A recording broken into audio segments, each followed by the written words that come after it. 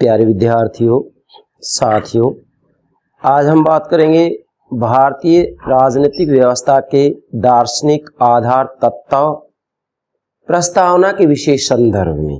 क्या भारतीय राजनीतिक व्यवस्था के दार्शनिक आधार तत्व और जो दार्शनिक आधार तत्व लेंगे वो भारतीय संविधान की प्रस्तावना के संदर्भ में लेंगे।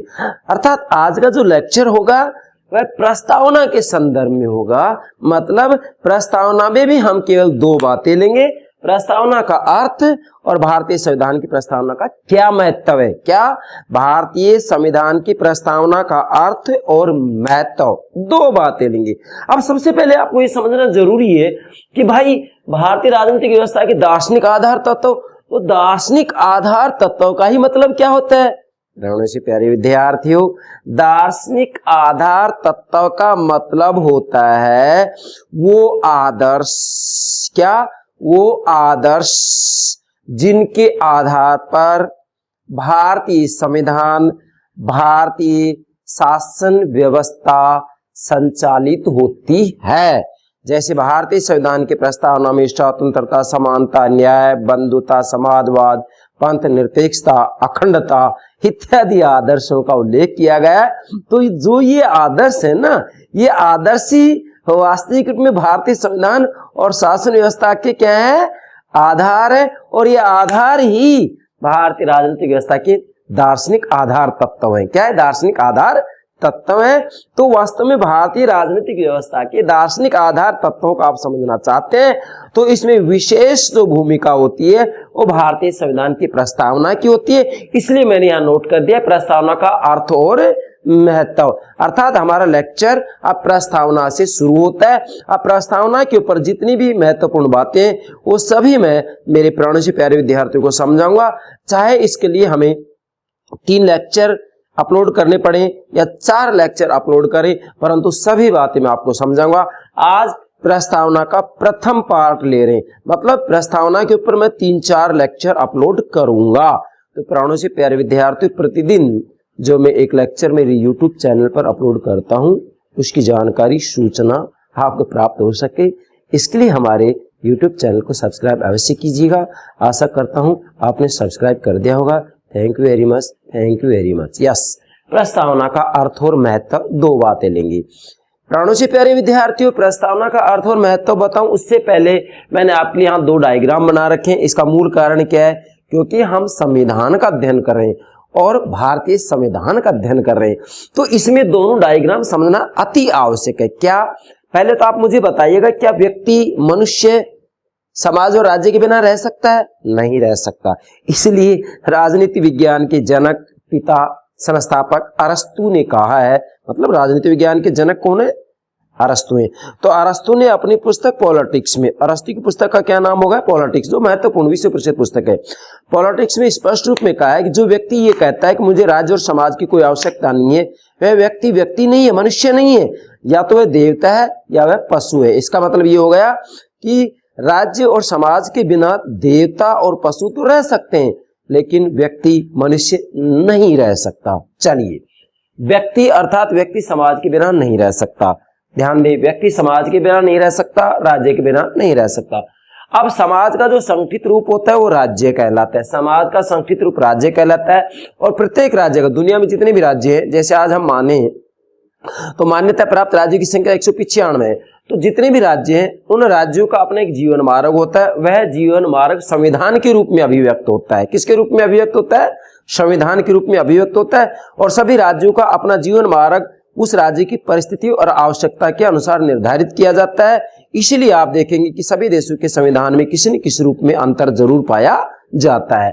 अब अगली बात आते हैं कि आखिर ये संविधान ही क्या होता है? तो संविधान का सीधा सा तात्पर्य होता है कि वास्तविक रूप में संविधान के अंतर्गत, सीधे से रूप में कहेंगे तो हम ये कहेंगे कि संविधान के अंतर्गत व्यक्ति और राज्य के पारस्परिक संबंधों का उल्लेख किया जाता है। मतलब व्यक्ति के क्या अधिकार होंगे, हैं, राज्य के क्या करते होंगे, राज्य को कितनी शक्तियां दी जाएंगी, इन सब का जो समुच्चय होता है वही संविधान कहलाता है। बाकी दूसरे रूप में आप समझेंगे कि वास्तविक रूप में संविधान के अंतर्गत शासन का संगठन, शासन के संगठन का मतलब होता है कि वास्तविक रूप में जो सरकार होते हैं, सरकार के जो तीनों अंग होते हैं उनके संगठन की चर्चा की जाती है, जैसे व्यवस्थापिका, कार्यपालिका और न्यायपालिका। इसके बाद में अंगों में शक्ति का वितरण किया जाता है, मतलब व्यवस्थापिका, कार्यपालिका और न्यायपालिका में शक्ति का वितरण किया जाता है। और इसके बाद में शासन के सामान्य सिद्धांतों को निर्धारित किया जाता है कि वास्तविक रूप में जो ये शासन के अंग हैं इनके द्वारा कौन से सिद्धांतों का प्रयोग किया जाएगा। और आगे है शक्तियों का प्रयोग, मतलब राजनीतिक शक्तियों का प्रयोग सामान्य सिद्धांतों के आधार पर किया जाता है। तो संविधान का सीधा सा अर्थ होगा कि संविधान वास्तविक रूप में उन सिद्धांतों का शासन के संगठन और अंगों में शक्ति वितरण का समुच्चय है, जिसके आधार पर राजनीतिक शक्तियों का प्रयोग किया जाता है। यस, तो इसमें दोनों बातें आ गई, व्यक्ति और राज्य, मतलब व्यक्ति और राज्य के पारस्परिक संबंधों का स्पष्ट रूप में उसमें उल्लेख किया जाता है कि व्यक्ति के क्या अधिकार होंगे, क्या करते होंगे, हैं। इसी के साथ में राज्य के द्वारा किस रूप में शक्ति का प्रयोग किया जाएगा, शक्ति का वास, सत्ता का वास जनता में होगा या किसी तानाशाही शासक में होगा, इन सब बातों का इससे जो है पता लगता है। तो ये संविधान का सीधा सा तात्पर्य होगा। बाकी मैं संविधान का अर्थ, परिभाषा, अच्छे संविधान के क्या गुण होने चाहिए, इन सब के ऊपर मैं अलग से लेक्चर अपलोड करूंगा, क्योंकि हम तो केवल प्रस्तावना की बात कर रहे हैं आज, वह भी केवल भारतीय संविधान की प्रस्तावना। तो प्राणों से प्यारे विद्यार्थियों, यहाँ पर प्रथम डायग्राम होगा, दूसरा होगा और तीसरा जो चित्र है वो है क्या कि प्रस्तावना। चूंकि आज हम भारतीय संविधान की प्रस्तावना का अर्थ और इसका महत्व दो बातें ले रहे हैं, तो ये डायग्राम आप नोट कीजिएगा, इसमें संपूर्ण बातें आ जाती है भारतीय संविधान की प्रस्तावना की। क्या मैंने यह लिखा है प्रस्तावना, अर्थात वास्तविक रूप में सबसे पहले तो पता होना चाहिए कि भारतीय संविधान की जो वर्तमान समय में प्रस्तावना है, प्रस्तावना में अभी तक एक संशोधन भी हो गया है, 42वां संविधान संशोधन, जिसके अंतर्गत समाजवाद, निरपेक्षता, अखंडता शब्दों को जोड़ा गया है। इसके लिए मैं अलग से एक लेक्चर अपलोड करूंगा, ठीक है। पूरे संविधान की जो प्रस्तावना है उसको मैं आपको बताऊंगा और ये भी बताऊंगा कि संविधान संशोधन में क्या शब्द जोड़े गए, कितने संशोधन हुए। अभी तक प्रस्तावना में केवल एक ही संशोधन हुआ है। तो बेटा ध्यान दें, प्रस्तावना में सबसे पहली मूल बात तो आती है कि प्रस्तावना का जो विचार लिया गया है वह संयुक्त राज्य अमेरिका से लिया गया है।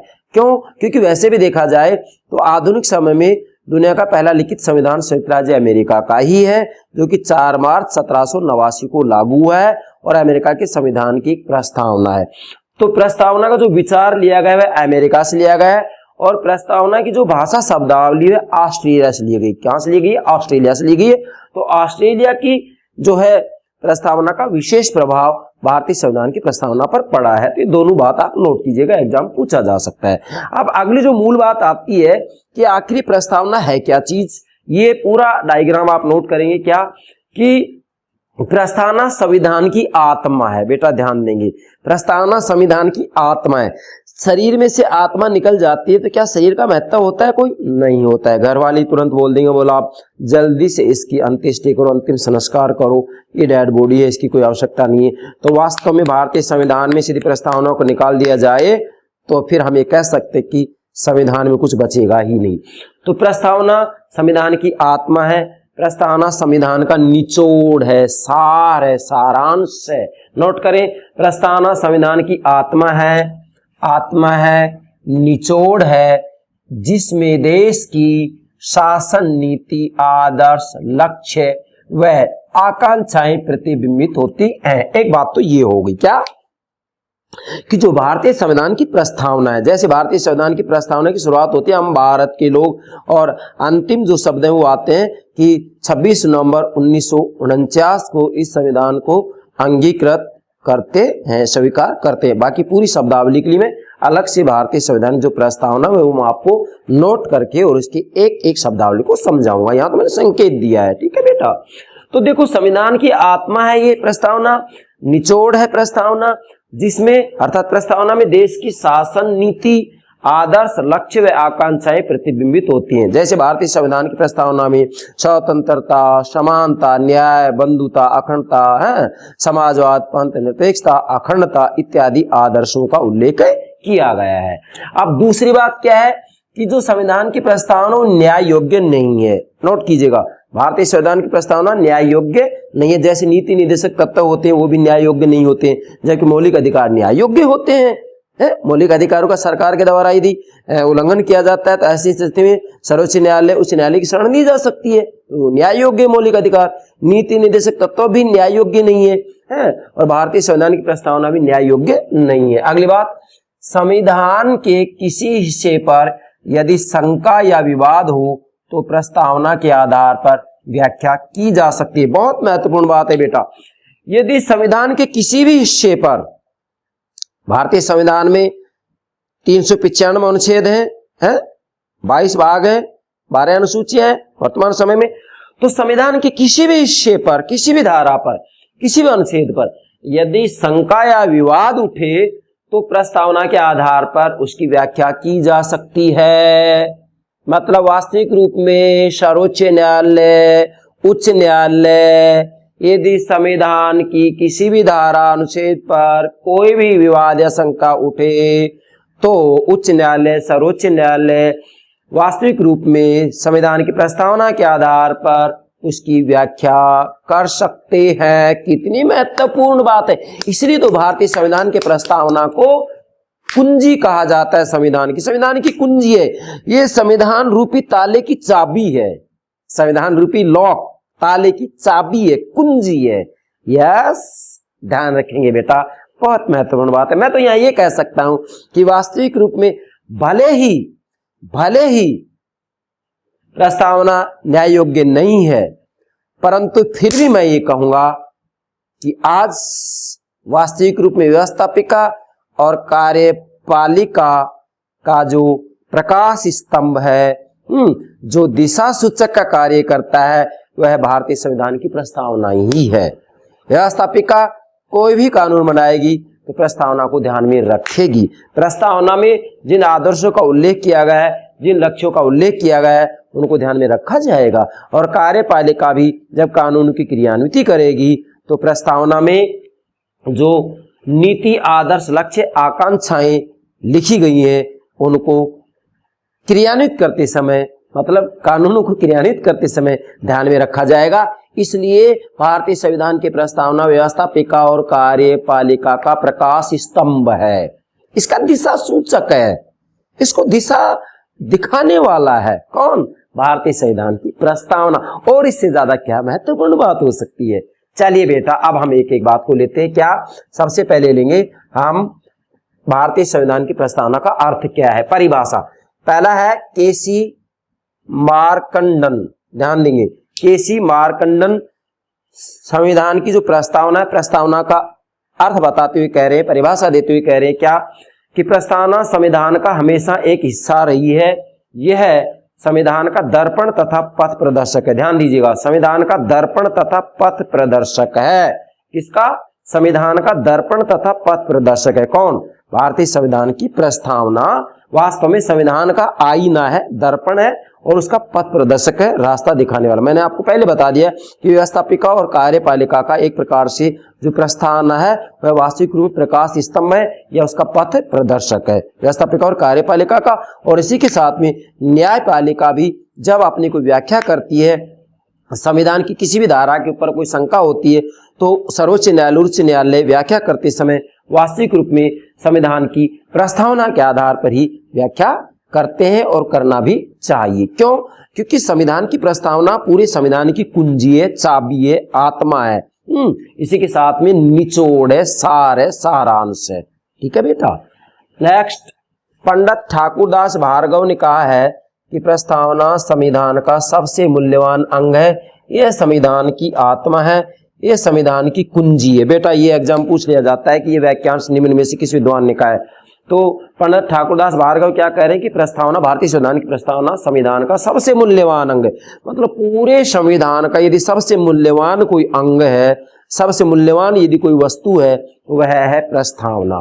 फिर कहा इन्होंने कि यह संविधान की आत्मा है। मतलब पूरे भारतीय संविधान की जो आत्मा है वह संविधान की प्रस्तावना है। और आत्मा ही जब निकल जाती है तो फिर कोई शेष बात नहीं रहेगी। जैसे शरीर में से आत्मा निकल गई तो ये डेड बॉडी हो जाएगा, मृत शरीर हो जाएगा। उसी प्रकार से भारतीय संविधान के अंतर्गत यदि मान लीजिएगा प्रस्तावना को निकाल दिया जाए तो फिर संविधान में कुछ बचेगा ही नहीं।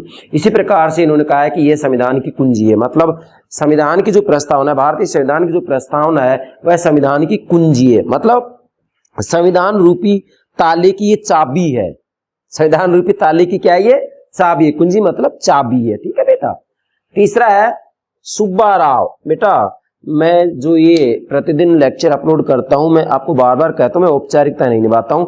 मैं प्रत्येक गंभीर बात को, जितनी भी इसकी जो महत्वपूर्ण बातें हैं वो सब मैं मेरे प्राणों से प्यारे विद्यार्थियों के लिए सबसे पहले नोट कर देता हूं और उसके बाद में इसकी एक एक व्याख्या करता हूं, एक एक शब्दावली की व्याख्या करता हूं, और इससे ज्यादा फिर मैं करूं भी क्या। और ये सब मैं मेरे प्राणों से प्यारे विद्यार्थियों के लिए करता हूं।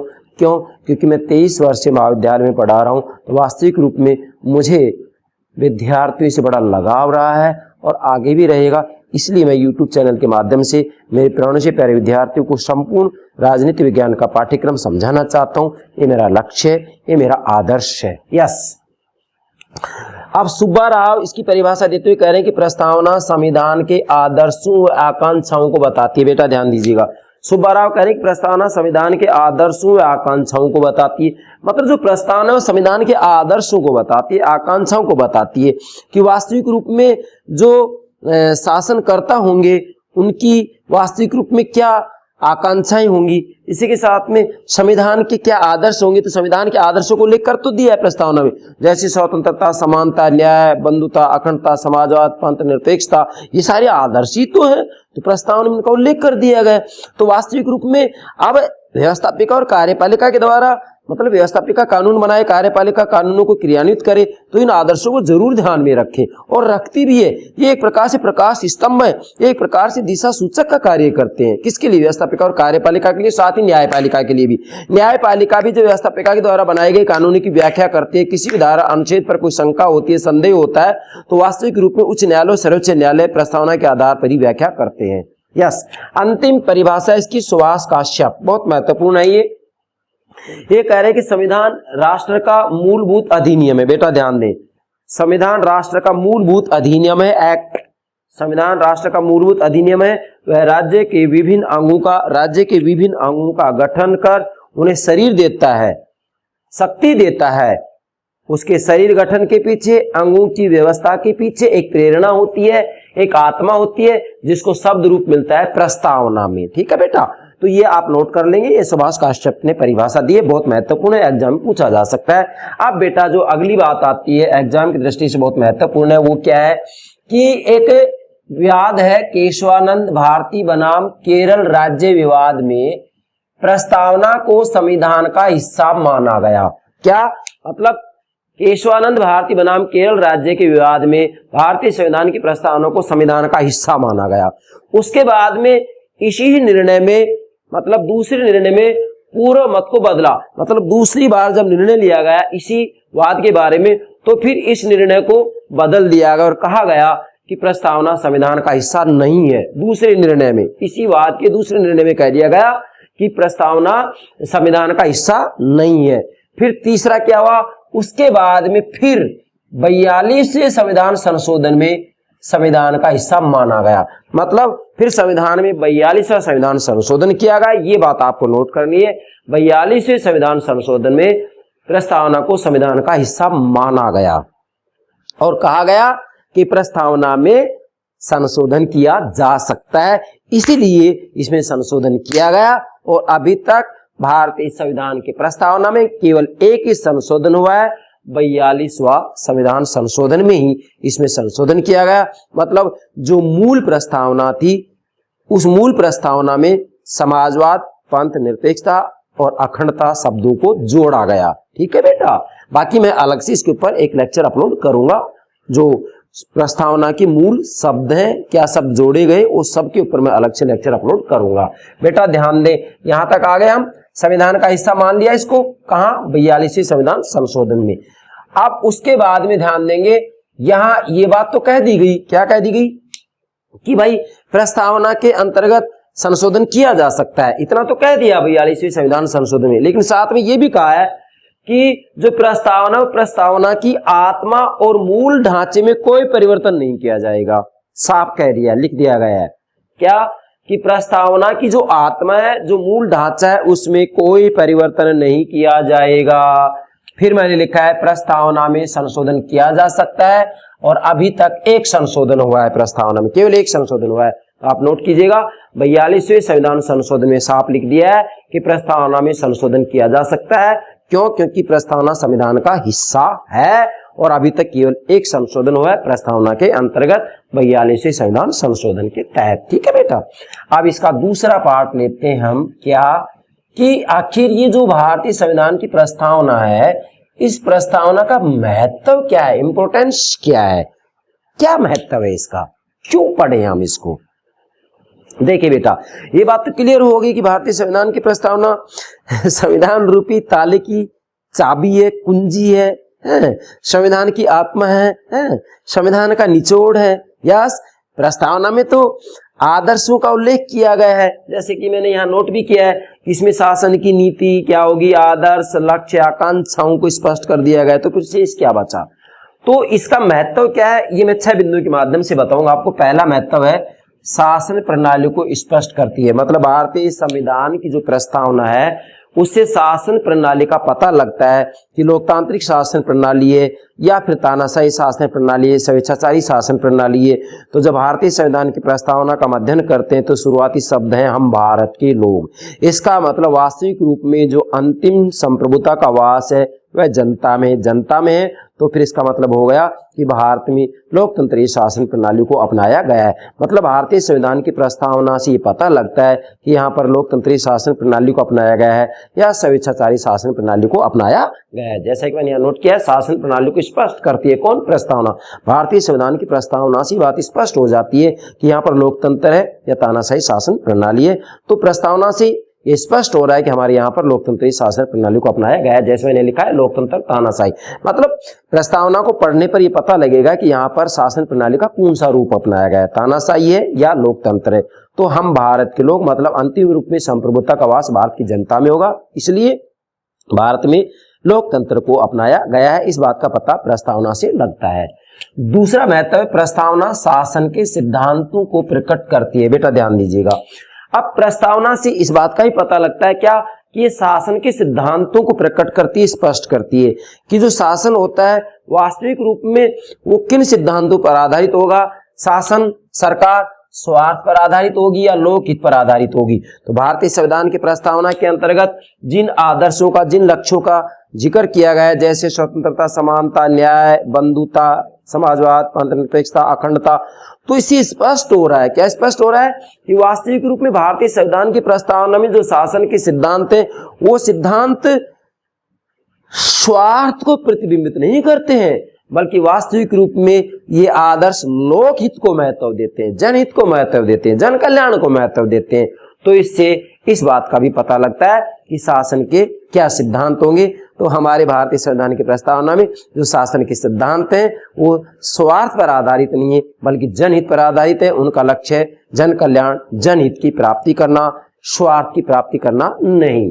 तीसरा जो महत्व है राजनीतिक और नैतिक दृष्टि से शासनकर्ताओं के दायित्वों का बोध करती है। बेटा ध्यान दें, तीसरा महत्व यह कि भारतीय संविधान की जो प्रस्तावना है वो राजनीतिक और नैतिक दृष्टि से शासनकर्ताओं के दायित्वों का भी बोध कराती है। मतलब प्रस्तावना वास्तविक रूप में जो शासन करता है उन शासनकर्ताओं के दायित्वों का बोध कराते हैं। क्या बोध कराती है कि वास्तविक रूप में उनको जो प्रस्तावना के अंतर्गत आदर्शों का उल्लेख किया गया है उन आदर्शों के आधार पर ही व्यवस्थापिका और कार्यपालिका को कार्य करना है। मतलब व्यवस्थापिका को कानून बनाना है, कार्यपालिका को उसी अनुरूप जो है कार्यों की क्रियान्विति करनी है, कानूनों की क्रियान्विति करनी है। और न्यायपालिका को भी यदि किसी भी अनुच्छेद के ऊपर कोई शंका उठ जाती है तो फिर प्रस्तावना के आधार पर इसकी व्याख्या की जाती है। इसका मतलब राजनीतिक और नैतिक दृष्टि से शासनकर्ताओं के दायित्वों का बोध भी प्रस्तावना से होता है।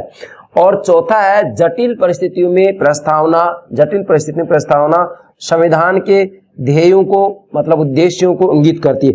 मतलब जब कोई कठिन परिस्थिति आ जाती है, जटिल परिस्थिति आ जाती है, तो ऐसी स्थिति में प्रस्तावना संविधान के ध्येय, उद्देश्य, लक्ष्यों को भी इंगित करती है कि वास्तविक रूप में जो है संविधान का उद्देश्य क्या है, लक्ष्य क्या है। तो संकट की स्थिति में, संकट काल के अंतर्गत कोई भी संकट आता है तो संकट की स्थिति के अंतर्गत वास्तविक रूप में जो भारतीय संविधान की प्रस्तावना है वह शासनकर्ताओं को ये बताती है कि संविधान का ये उद्देश्य है, ये आदर्श है, ये लक्ष्य है, शासन को ऐसी नीति बनानी चाहिए, ये स्पष्ट करता है, इंगित करता है। भारतीय संविधान की प्रस्तावना का इतना महत्व है। और पांचवा है, प्रस्तावना संविधान के संचालन में प्रकाश स्तंभ का कार्य करती है। बहुत महत्वपूर्ण है। पांचवा महत्व है कि जो भारतीय संविधान की प्रस्तावना है वो संविधान के संचालन में प्रकाश स्तंभ का कार्य करती है। मतलब जो भारतीय संविधान की प्रस्तावना एक प्रकाश स्तंभ के रूप में है, ये एक दिशा सूचक के रूप में। कैसे है? क्योंकि वास्तविक रूप में चलो ठीक है, हम मान लेंगे कि प्रस्तावना न्याय योग्य नहीं है, ये बात मान ली हमने, हाँ इसको संविधान का हिस्सा मान लिया गया है 42वें संविधान संशोधन में, लेकिन फिर भी एक प्रकाश स्तंभ के रूप में कार्य करती है। क्यों? क्योंकि व्यवस्थापिका के द्वारा कोई भी कानून बनाया जाएगा तो भारतीय संविधान की प्रस्तावना को ध्यान में रखा जाएगा, और कार्यपालिका के द्वारा जब व्यवस्थापिका जो कानून बनाए उन कानूनों की क्रियान्वित की जाएगी तो प्रस्तावना को ध्यान में रखा जाएगा। प्रस्तावना में जो आदर्श हैं, लक्ष्य हैं, उनको ध्यान में रखा जाएगा। और सर्वोच्च न्यायालय के द्वारा भी जब किसी भी रूप में किसी भी धारा या अनुच्छेद के ऊपर कोई शंका उठ खड़ी होती है तो उसकी व्याख्या भारतीय संविधान की प्रस्तावना के आधार पर ही की जाती है। अतः आप कह सकते हैं कि प्रस्तावना संविधान के संचालन में प्रकाश स्तंभ का कार्य करती है। ये एक प्रकार से दिशा दिखाती है। ये हम कह सकते हैं कि एक दिशा सूचक का कार्य करती है भारतीय संविधान की प्रस्तावना। जैसा कि सुभाष काश्यप ने कहा भी है, यहाँ नोट करेंगे, सुभाष काश्यप कह रहे हैं कि प्रस्तावना में जिन तथ्यों, सिद्धांतों तथा आदर्शों का निरूपण हुआ है वे समूचे संविधान में अंतर्व्याप्त हैं और संविधान की विभिन्न धाराओं का उद्गम प्रस्तावना में विद्यमान है। कितनी महत्वपूर्ण बात कह दी है सुभाष काश्यप ने। क्या कहा है कि प्रस्तावना में जिन तथ्यों, मतलब भारतीय संविधान की जो प्रस्तावना है, प्रस्तावना की जो शब्द है मैं अगले लेक्चर में आपको बता दूंगा। प्रस्तावना में जिन तथ्यों, सिद्धांतों तथा आदर्शों का निरूपण हुआ है, जैसे स्वतंत्रता, समानता, न्याय, बंधुता, समाजवाद, पंथनिरपेक्षता, अखंडता, तो ये सारे के सारे आदर्श ही तो हैं। प्रस्तावना में जिन तथ्यों, सिद्धांतों तथा आदर्शों का निरूपण हुआ है, वर्णन हुआ है, वे समूचे संविधान में, पूरे भारतीय संविधान में 395 अनुच्छेद की तरफ संकेत कर रहे हैं। समूचे संविधान में अंतर्व्याप्त है, मतलब पूरे संविधान में व्याप्त है ये आदर्श। भारतीय संविधान में 395 अनुच्छेद है, तो इनका कहना है कि 395 अनुच्छेदों में वास्तविक रूप में जो प्रस्तावना के आदर्श है वो अंतर्व्याप्त है, उनमें व्याप्त है। और संविधान की विभिन्न धाराओं का उद्गम, संविधान की जो विभिन्न धाराएं, विभिन्न अनुच्छेद हैं, उनका उद्गम मतलब उत्पत्ति प्रस्तावना में विद्यमान है। मतलब सभी अनुच्छेदों का जो उद्गम है, जो उत्पत्ति है, वह भारतीय संविधान की प्रस्तावना में विद्यमान है। इसलिए तो भारतीय संविधान की प्रस्तावना को कुंजी कहा गया है, संविधान की आत्मा कहा गया है, संविधान का निचोड़ कहा गया है, संविधान रूपी ताले की चाबी कहा गया है, कुंजी कहा गया है। यस। अंतिम छठा महत्व है, प्रस्तावना संविधान का निचोड़ एवं संक्षिप्त रूप है। बेटा ध्यान दीजिएगा, प्रस्तावना का जो छठा महत्व वो ये है कि भारतीय संविधान की प्रस्तावना संविधान का निचोड़ एवं संक्षिप्त रूप है। मतलब भारतीय संविधान की जो प्रस्तावना वो संपूर्ण संविधान का निचोड़ है।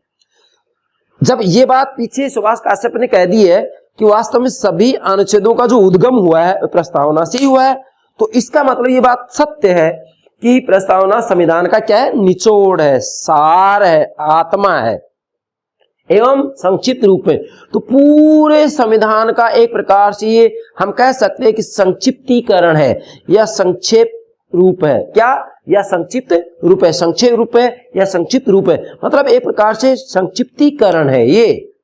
मतलब इसमें सारी बातें समाहित हो जाती है, सभी अनुच्छेदों की बातें भारतीय संविधान की प्रस्तावना में समाहित हो जाती है। यस, इसलिए भारतीय संविधान की प्रस्तावना को मेरे प्राणों से प्यारे विद्यार्थियों बहुत गंभीरता से समझना है, गहराई से समझना है, इसकी एक एक बात को समझना है। इसलिए मैंने आपको पहले ही कह दिया है कि भारतीय संविधान की प्रस्तावना के ऊपर चाहे मुझे 3-4 लेक्चर अपलोड करें, मैं सब बातें आपको समझाऊंगा। आज केवल 2 बातें लिए, प्रस्तावना का क्या अर्थ है और प्रस्तावना का क्या महत्व है। आप इस प्रस्तावना संविधान का निचोड़ एवं संक्षिप्त रूप है, इसी के संदर्भ में एक विद्वान है, कौन? हिदायतुल्लाह, आधा ले आएगा फिर ला है, हिदायतुल्लाह, फिर से बोल रहा हूं हिदायतुल्लाह, हिदायतुल्लाह कह रहे हैं कि भारतीय संविधान की प्रस्तावना समूचे संविधान की आत्मा है। देखें बेटा क्या कहा है, संपूर्ण संविधान की आत्मा है ये, शाश्वत और अपरिवर्तनीय, मतलब जो ये प्रस्तावना है वो शाश्वत है, शाश्वत सत्य है और अपरिवर्तनीय है। प्रस्तावना में संवैधानिक जीवन के वैविध्य मतलब विभिन्नता, फिर से बोल रहा हूं, संवैधानिक जीवन के वैविध्य का भी उल्लेख और भविष्य दर्शन भी है। मतलब इसमें एक प्रकार से जो संवैधानिक जीवन की विभिन्नता होती है उसका भी उल्लेख किया गया है और भविष्य दर्शन का भी इसमें उल्लेख किया गया है कि वास्तविक रूप में भविष्य के अंतर्गत हम क्या कुछ प्राप्त करना चाहते हैं। तो यहाँ पर स्पष्ट हो रहा है कि वास्तविक रूप में भारतीय संविधान की प्रस्तावना ये कहना चाह रही है कि हम एक लोक कल्याणकारी राज्य को प्राप्त करना चाहते हैं। हमारा लक्ष्य है एक लोक कल्याणकारी राज्य की स्थापना करना, अर्थात वास्तविक रूप में जो आदर्श हैं, इन आदर्शों से, इन लक्ष्यों से ये पता लगता है कि वास्तविक रूप में भारतीय संविधान की प्रस्तावना संपूर्ण संविधान का निचोड़ है, संपूर्ण संविधान की आत्मा है, संपूर्ण संविधान की कुंजी है।